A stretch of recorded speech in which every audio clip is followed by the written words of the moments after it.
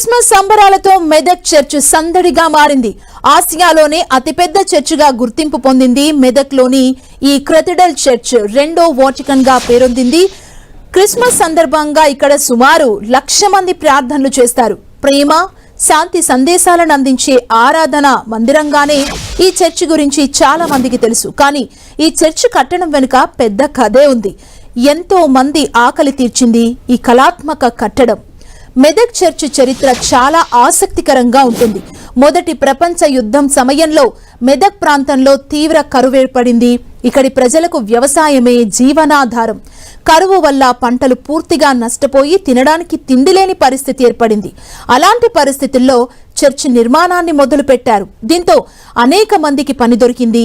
అప్పట్లో మెదక్తో పాటు రామాయంపేట, చిన్నశంకరంపేట, కొల్చారం, వెల్దుర్తి, కామారెడ్డి జిల్లాలోని నాగిరెడ్డిపేట, లింగంపేట మండలాలకు చెందిన ఎంతో మంది చర్చి నిర్మాణ పనుల్లో పాల్గొన్నారు.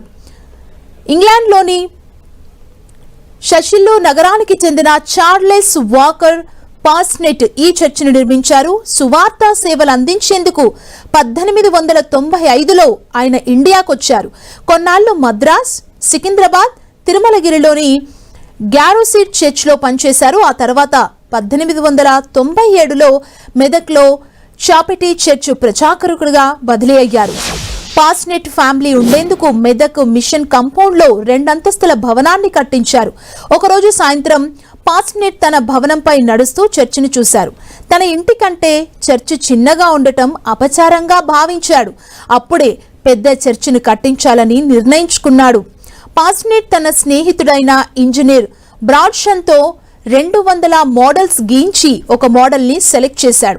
1914లో ప్రారంభమైన ఈ చర్చి నిర్మాణం పనులకు 10 ఏళ్లు కొనసాగింది. రాళ్లు, అదేవిధంగా డంగు సున్నం ఉపయోగించి 173 అడుగుల ఎత్తు, 100 అడుగుల వెడల్పు, 200 అడుగుల పొడవుతో ఈ చర్చిని గోయిక్ శైలిలో నిర్మించారు. ఈ చర్చి నిర్మాణంలో దేశ విదేశాలకు చెందిన ఎంతో మంది నిపుణులు పనిచేశారు.